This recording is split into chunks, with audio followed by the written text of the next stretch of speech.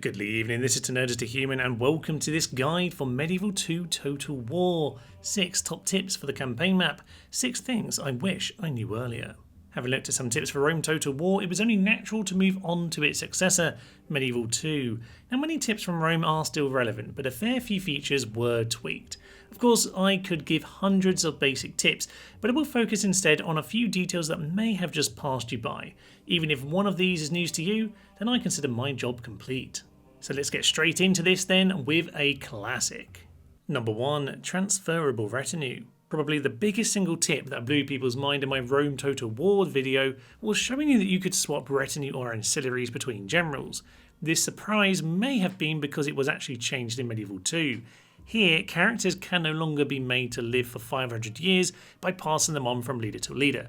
However, items still can. The Holy Grail, for example, gives phenomenal bonuses like +5 hit points and is transferable through generations. I said that items are transferable, but that is not always strictly true.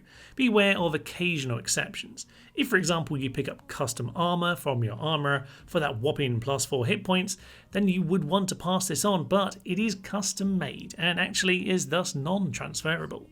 Likewise, whilst people are not generally transferable, a few still are, but they just tend to be a little bit more generic. Characters such as the likes of Marco Polo are non-transferable, but the Alchemist is. You can look through the export desk ancillaries file in the data folder to see what is or isn't transferable. 0 is no and 1 means yes. Passing over retinue like this has plenty of in-game benefits, but is also great for narrative building and roleplay. Number 2. Stacking merchants. Merchants can be stacked on an individual resource. Now, this not only allows you to place multiple merchants on the most lucrative resources on the map and make huge gains, but is also far safer. By adding merchants to any army, you can stack 20 of them on any resource, and now the enemy merchants can't target you. Now, some say this is an exploit, but I say do what you want. Like all of these tips and tricks, they are there for you to choose whether or not to use. I actually think there are a number of reasons that this is actually pretty fair as a piece of emergent gameplay. Simply protecting my trade with its own little army is not only sensible, but essentially how groups like the East India Company ran historically. You do of course need 20 cities to have 20 merchants, so it's more likely that you would use a few on a particularly good resource like the Balkan gold mines here. Do be aware that this unit rebelling will lose your whole stack of merchants, so you will need to consider just how much value you assign to protecting these merchants. If your king has poor authority, then rebellions are more likely. You could though choose to use a loyal but otherwise poor general to protect them if you really wanted to. Either way, if you are willing to put in the work to set this up, it may well be incredibly lucrative for your empire. Number 3. Upgrade castles and then convert them to get bigger towns. Castles have different population needs for upgrades than towns do, and this can be manipulated to best suit your needs. If you capture a village, then you can take a fair time to get that population built up and be able to actually put in some infrastructure. In this example, Stockholm has 700 pop, just 100 shy of the 800 it actually needs for an upgrade. But unlike in Rome Total War, we don't have dynamic population mechanics. We can't just disband peasants here to boost its population. If we though build farms to speed this up, then by turn 6 we can have a town upgraded, and by turn 8 we can actually have built it. Only then they'll be able to build some of the most basic buildings. However, if you can afford it, converting to a modern-baited castle can speed things up dramatically. This time we sit at turn 4 with a selection of infrastructure buildings and the option to switch over to a town by turn 5, a full 3 turns ahead of where we could have been. Now our population is actually below 800 still, but at least we can now build more buildings whilst we wait for our city to grow. But why stop there? We also have the option to upgrade to a castle, and by doing this for 3 turns we can get more building options like say the mines. This is well worth grabbing early and makes the city far more profitable whilst it grows.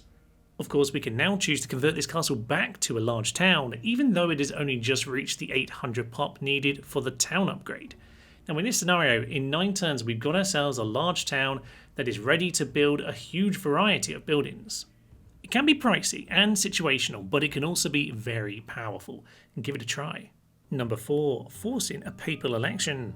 This one is fairly self-explanatory. If you are having some pope troubles and have been excommunicated, say, you might be trying to remove the Pope. Excommunication, of course, comes with various penalties, such as a hit to public order, and so whether in battle or through the Assassin's Blade, changing the Pope may be very helpful to you on the next turn, but why wait? If you save the game and reload, the game will have a new election, without the end turn needing to have happened at all. Many of you will have watched Many a True Nerd's Denmark series, where he shows this off. Upon reloading, you will be invited to the election, assuming that you have any votes. In this particular case, MATN did not, and so the vote was completed automatically, and the new Pope will likely reconcile your faction. This will give you relief from public order penalties, and if the new Pope loves you, then all the better. You might just be able to start a new crusade all the quicker. Number 5. Surround agents to kill them. A classic that you just can't miss out on knowing. Assassins are typically the agent needed to kill other troublesome agents. However, you can remove them by simply surrounding the 8 squares that are around them with military units, and then sending another unit to occupy the tile that the agent is on. They will have nowhere to go and will be killed. It may seem cheap, but I think it's fair to say that they were caught breaking the law and were duly punished. My logic is satisfied. Number 6. Manipulating authority. Authority is a mysterious trait. It is only applied to a faction leader, whilst other generals have loyalty in its place. A higher authority essentially helps prevent against rebellions, and so it is incredibly helpful. It is well worth manually keeping an eye on your faction heir to see how their traits are developing. I have a whole video guiding you through how to pick up some authority traits for your king or heir, which I will link here. But probably the easiest way of gaining it is to be a murderous king. This very quickly helps you to pick up authority traits, but be aware these do tend to impact negatively on chivalry too. The bigger trick though is to know that the mechanic is a little bit broken. There are lots of traits that reduce authority, but for say King Henry the Cuckold here, he should have terrible authority with his traits, but the numbers become so low that it flips around to having authority that is off the scale. So if your heir's authority is looking awful, it might actually be better not to bother improving these traits at all. There are many more potential tips for this game, and so we'll have a specific video for Battlefield tips and tricks in the future, as well as some other potential categories. With that in mind though, do let everyone know your top tips and tricks for Medieval 2 Total War down in the comments below. And of course there is a very similar video for this for Rome Total War if that particularly interests you. And if you are enjoying the content on the channel, then do consider becoming a channel member here on Patreon to help grow and support what we do here. So of course, a massive thank you to all of them in particular, but a thank you to all of you for watching and getting involved. We also have a Discord which has plenty of discussions surrounding classic Total War and wider strategy gaming, so do drop in there and join in with the community. For now though, I will leave you. I'm Thomas, this is To Nerds to Human. This has been my top tips for Medieval 2 Total War, the campaign edition. Thank you very much, and good luck, my fellow generals. Flaming horses! It's a flaming horse! No one would stand in the way of the Reich! No! My archers.